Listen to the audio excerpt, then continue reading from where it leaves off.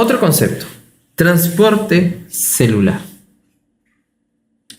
Cuando nosotros valoramos la relación del transporte, nosotros tenemos que entender que van a haber algunas características, pero todas tienen que estar regidas por la membrana, que justamente podemos observarlo aquí, donde podemos observar esta bicapa fosfolipídica, ¿no? Ahí vemos, justamente uno de los fosfolípidos de membrana que mencioné fue la PIP2. Vemos de que tiene sus polos anfipáticos, hidrofílicos, etcétera, y obviamente vemos algunas proteínas transmembrana, que son los que al final ayudan y rigen como carriers también para que puedan darse el pase de ciertas sustancias. Proteínas transmembrana, proteínas integrales, proteínas periféricas. Uno de los que vamos a poder observar son los poros.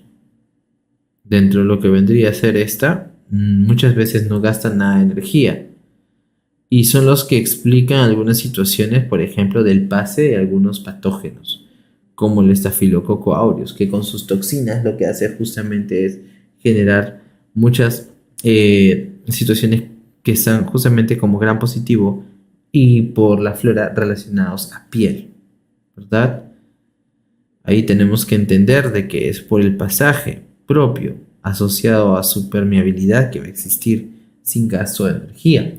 Si bien es cierto, estafilo y estrepto llegan a ser generalmente saprofíticas, cuando se rompe esta barrera, ¿verdad? Y llega a tener un contacto directo, paso de, es cuando se vuelve patológico. Otro mediador que ayuda mucho a poder reconocer lo que vendría a ser el transporte son los canales.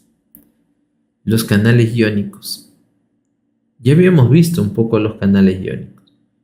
Los habíamos observado cuando vimos de que un receptor podía estar acoplado. Y se acuerdan que les dije que luego los íbamos a ver un poquito más, y bueno, ahora vamos a verlos. Y este lo vamos a ver con un casito. Te mencionan que hay una mujer de 60 años que se encuentra en el interior de su domicilio, que está tumbada en la cama, y cuentan los vecinos que hace poco había fallecido su marido y está muy deprimida. ¿Ok? Generalmente cuando vemos datos o casos en los cuales la encuentran inconsciente, ¿verdad?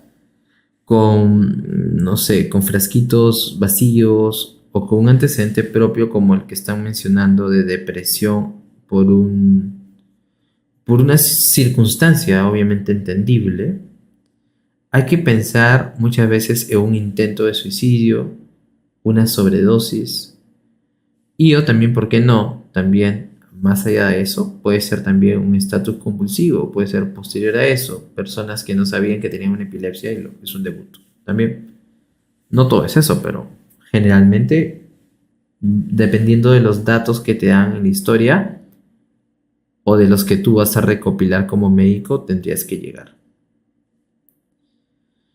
Pero bueno, más allá del puñito de fuerza ahí para que puedas continuar reconociendo todo lo que hemos hablado, en la parte inferior hemos puesto un receptor ahí, yo he puesto un receptor.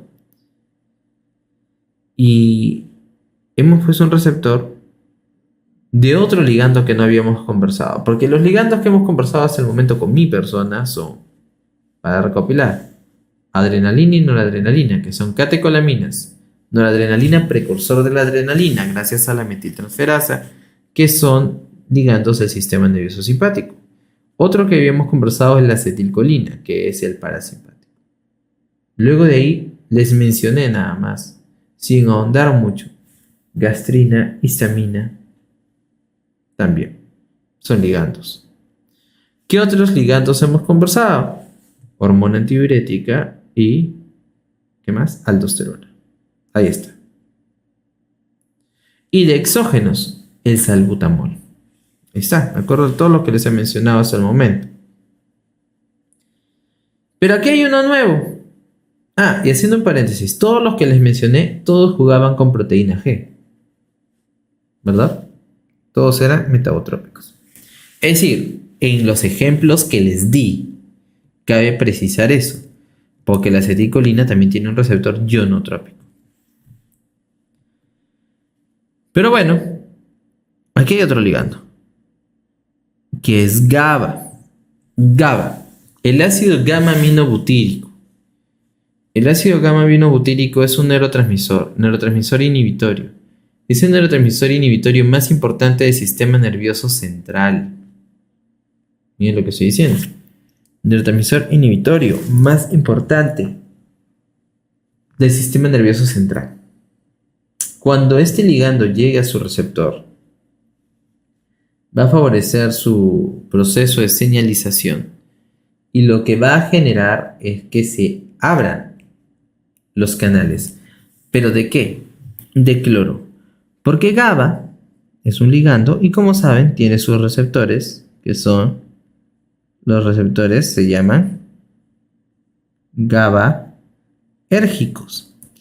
Y los receptores GABAérgicos son GABA A, GABA B y GABA C.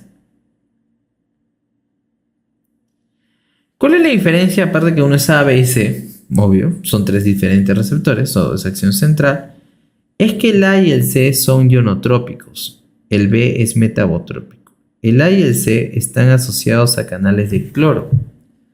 El GABA A juega con los canales rápidos de cloro.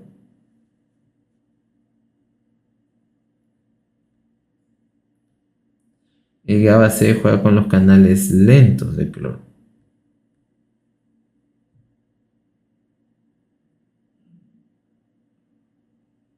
Y el B con proteína G. Ahora, fisiológicamente, ustedes van a aprender algunas características más en neuro, pero les voy adelantando. Cada receptor tiene una conformación tridimensional. Aquí estamos observando que el receptor GABA es un receptor pentamérico. ¿Por qué pentamérico? Porque tiene 5 subunidades. Ahí puedes ver alfa, beta, gamma. ¿Qué, doctor? ¿Ese alfa y ese beta son los receptores de adrenalina? No lo es. Por eso vuelvo a repetir, es la conformación del receptor. No son son las subunidades del receptor. Una cosa es que yo te diga receptor alfa 1 de adrenalina. Otra cosa es que yo te diga la subunidad alfa del receptor pentamérico GABA. No te confundas, son cosas diferentes. Cuando tú leas alfa y beta como receptor, solamente es de adrenalina y noradrenalina. La diferencia, les he dicho, es la especificidad, pero son de la misma familia. Pero subunidad, ahí sí es distinto, porque la acetilcolina también tiene subunidades, también está alfas. Entonces, no te guíes de eso, ¿sí? Pero en algunas situaciones, como en esta, sí es importante reconocer las subunidades. ¿Por qué? Porque mira, aquí te están poniendo diferentes ligandos. Benzodiazepinas, propofol, etanol, etc. Anestésicos volátiles. Y se están uniendo a diferentes zonas del receptor. Claro, que al final cuando se activen van a, dependiendo de cuál es el ligando, sobre todo activar ya sea GABA A o GABA C. Sobre todo GABA A, que son los canales rápidos de cloro. ¿Y qué pasa cuando GABA llega a GABA A y el canal de cloro se abre? El cloro es un anión y lo que hace es hiperpolarizar a la célula. ¿Qué significa eso? La vuelve más negativa. ¿Qué significa que la vuelva más negativa? Vamos a ver. Ya cuando veamos eso en otro slide va a ser un poquito más rápido. Todas las células tienen un potencial de membrana negativo a nivel intracelular. Cuando hay un estímulo, de los que ya habíamos conversado, este estímulo tiene que generar una respuesta. Entonces lo que va a pasar es que la célula se va a despertar. Así yo lo denomino para acordarnos. Este despertar es el fenómeno de despolarización. Y este despertar de despolarización es por el ingreso de sodio. Entonces de negativo pasa a positivo. ¿Ok? Excelente. Pasa y se va cambiando positivo, positivo. Se excita.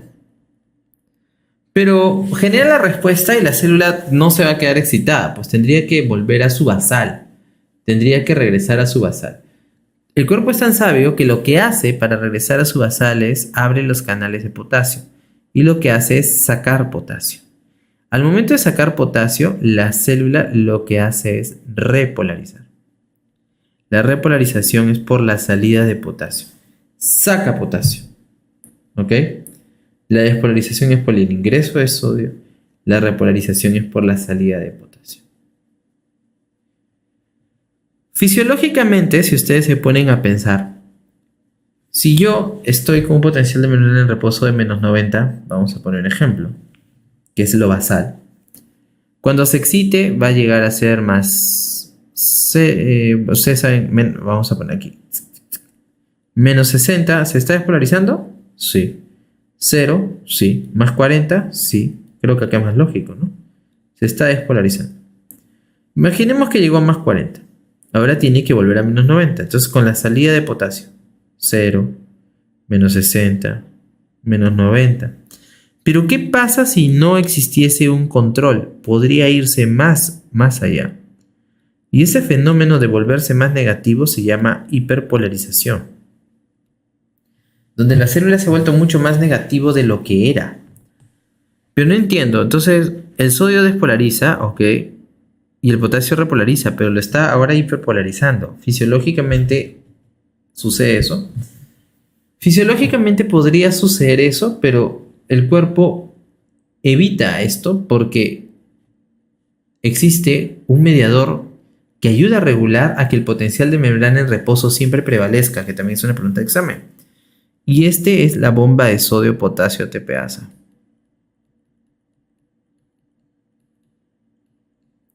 ¿Qué hace la bomba? Esa bombita que aprendieron desde el primer ciclo y pensamos que no es tan importante, que dicho sea de paso, ATPasa, transporte activo primario, es una bomba que está en todas nuestras células prácticamente y que lo que ayuda es a regular el potencial de membrana en reposo. Ayuda a que tras un estímulo, estas células que se han excitado regresen a su basal, pero sin irse mucho más allá, es decir, sin deprimirse. Ahí está la palabra. Porque si se hiperpolariza se vuelve más negativa. Entonces, si yo con una intensidad X generaba una respuesta de, no sé, de una intensidad de 40, ahora con la misma X, si ahora es hiperpolarizado, ya no voy a llegar a más 40, pues llegaré a más 10 de repente, o a 0. ¿Pero por qué? Si fue la misma intensidad de X, porque ahora estaba más negativo. El hecho de que esté más deprimido para generar la misma respuesta de más 40, voy a necesitar un estímulo de mayor intensidad. Así como si hubiera yo querido desde un basal llegar a más 70, hubiera necesitado un estímulo de mayor intensidad, obviamente. Pero en este caso estoy en el escenario de que se ha deprimido, se ha vuelto mucho más negativo. En ese caso, si así fuese nuestra fisiología, en todas las células, porque en algunas sí sucede esto, imagínate, para poder volver a caminar, coger algo, tendría que tener mucha mayor intensidad y me agotaría, y eso no sucede. El cuerpo es sabio. ¿Quién evita eso? La bomba. ¿Qué es lo que hace la bomba? La bomba juega con las concentraciones, las gradientes eléctricas de concentración. Hace que salgan 3 sodios e ingresen 2 potasios. Y ahí viene la lógica también, amigos, para que nunca se confundan, porque a veces se ponen a filosofar en que quién sale y quién entra. Pero recuerda, pues si el potasio al salir repolariza, si la bomba quiere buscar una gradiente nuevamente óptima, no va a ser que salga más potasio, lo que va a hacer es que ingrese más potasio. ¿Está bien? En ese sentido, existe homeostasis. Recuerden. Pero eso es normal. El potasio es bien peculiar. Lo van a ver en neuro. Porque el potasio puede repolarizar. Puede hiperpolarizar. Y hasta puede despolarizar. Es el único que puede hacer los 3 roles. El calcio también despolariza, por ejemplo, ¿no? Es un catión. Pero si el potasio rige su salida, el exceso versus lo que puede complementarse, se hiperpolariza la célula. Y al hiperpolarizarse se volvería mucho más negativa de lo que era. Pero fisiológicamente existen algunos mediadores como el GABA que sí hacen esto, que necesitan hacerlo. Pero no juegan con potasio, juegan con cloro. Entonces lo que va a hacer es, va a ingresar el cloro y el cloro lo que va a hacer es hiperpolarizar a la célula. Y al hiperpolarizar a la célula la va a volver mucho más negativa de lo que era, porque es un anión.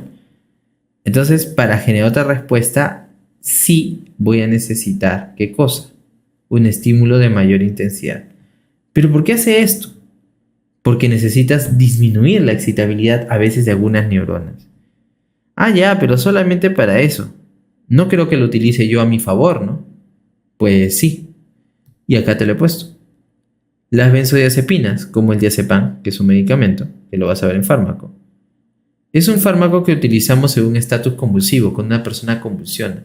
En esos casos las personas están hiperexcitables, entonces lo que yo necesito es disminuir esa excitabilidad. ¿Cómo lo logro? Jugando con esto. Aquí está la subunidad alfa-gamma del receptor GABA. Las benzodiazepinas, pregunta examen de fármaco, se unen en el receptor GABA-A, pero en la subunidad alfa-gamma. Y en este caso, en la subunidad alfa-gamma, lo que va a suceder es que se van a abrir los canales de cloro, y al abrirse los canales de cloro, lo que va a pasar es que se va a hiperpolarizar la célula.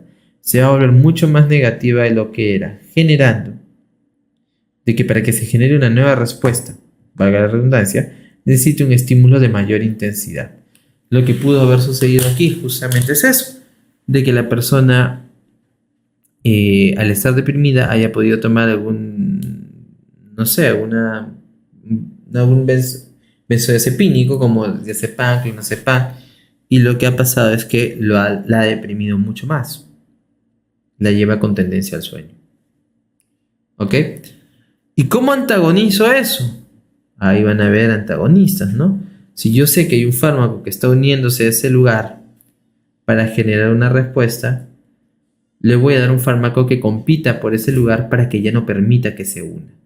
Y esto, pregunta también de examen, el antagonista es, para los que ya de repente están más avanzados, es el flumazenilo. El flumazenilo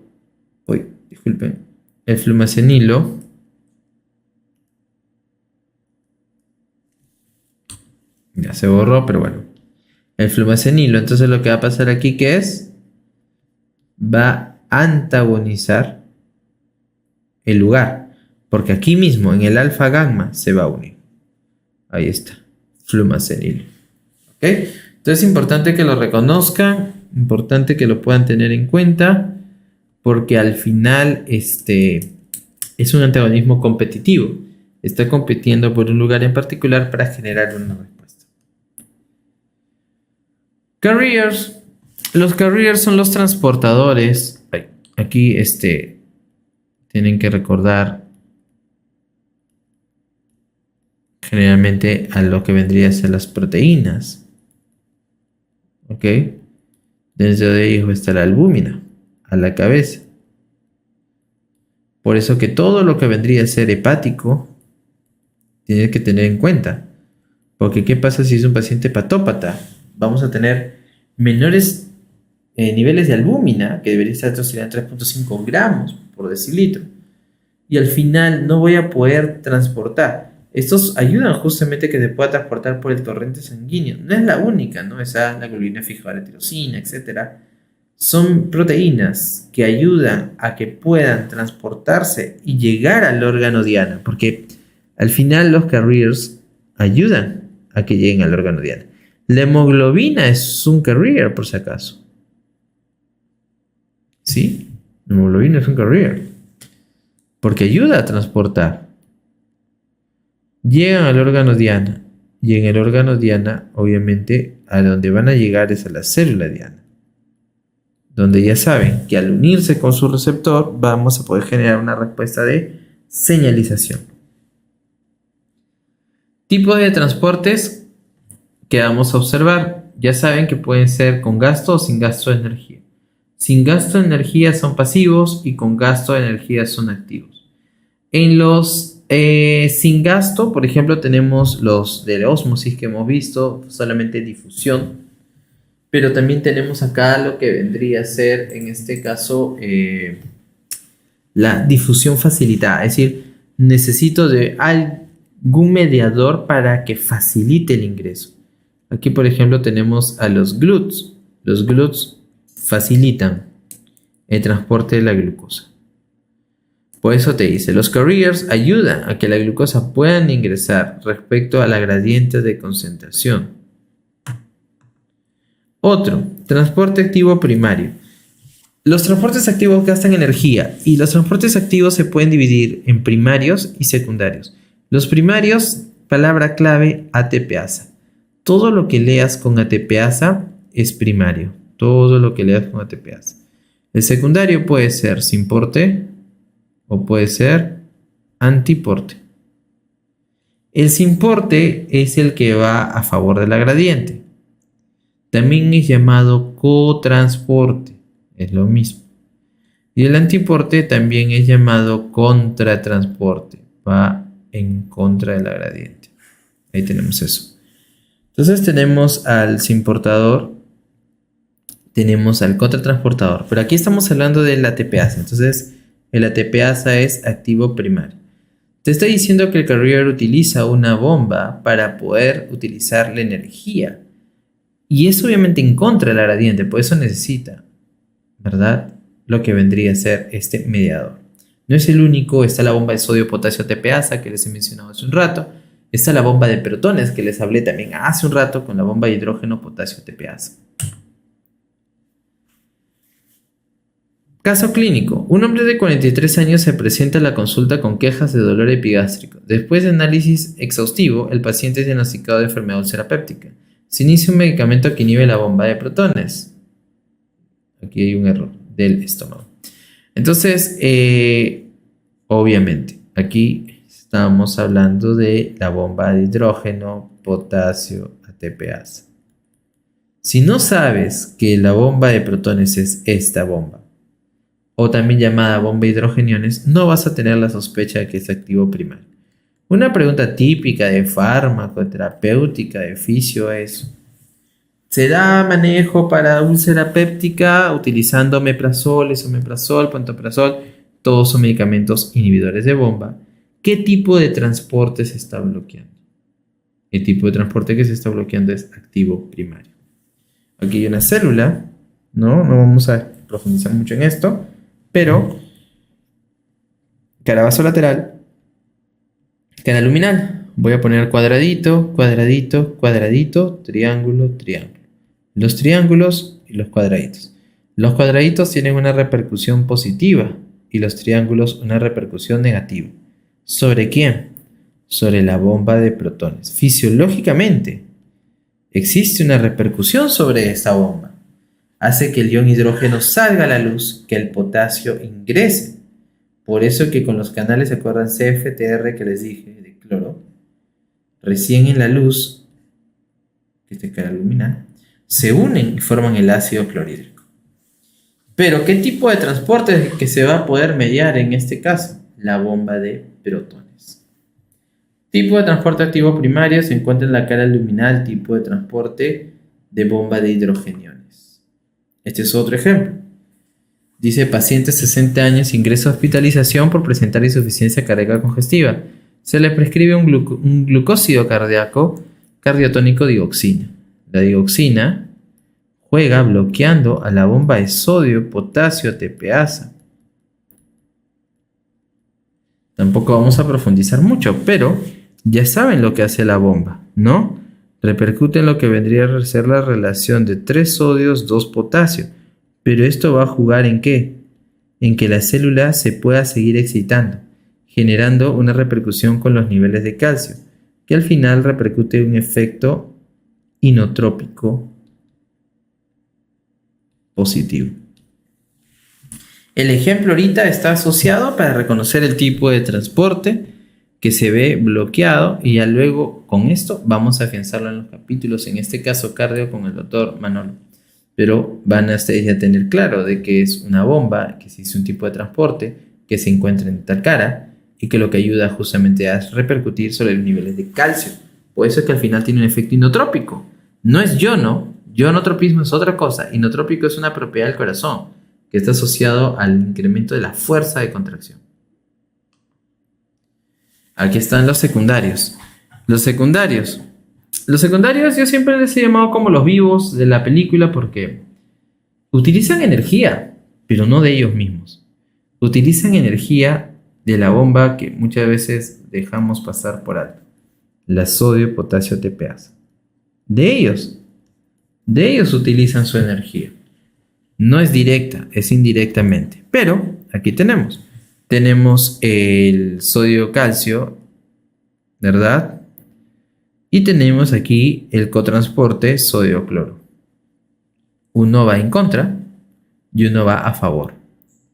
Cotransporte y contratransporte. Por eso te dice movement en la dirección opuesta. En la misma dirección. Contratransporte. O también llamado antiporte. Y este es el cotransporte o también llamado simporte. Ahí vamos a ver a lo largo del curso algunos ejemplos. Ahí va uno. Paciente de 40 años ingresa a hospitalización por presentar edema agudo de pulmón, el cual se le prescribe un diurético de asa, furosemida. Te indican que está ubicado en la membrana luminal de las células epiteliales de la rama gruesa ascendente del asa, porque recién están ustedes aprendiendo. Y ahí hay un transportador que es el sodio, potasio, 2-cloro. Este es un simportador. Entonces, juegan a favor de la gradiente, utilizando la energía de la bomba de sodio-potasio. Al bloquearse, lo que hace es que quede más agua y por eso favorece que se pierda más agua por la luz tubular. Lo vamos a profundizar en su momento en la parte de nefro, pero también ya vas a reconocer que existe este transportador, que es un simporte que está ubicado en la rama gruesa ascendente de Henle y que va a propiciar justamente el movimiento del agua. Y también por eso pierde potasio y por eso genera una pérdida de potasio importante y no ahorran potasio. Y eso también hay que tenerlo en cuenta.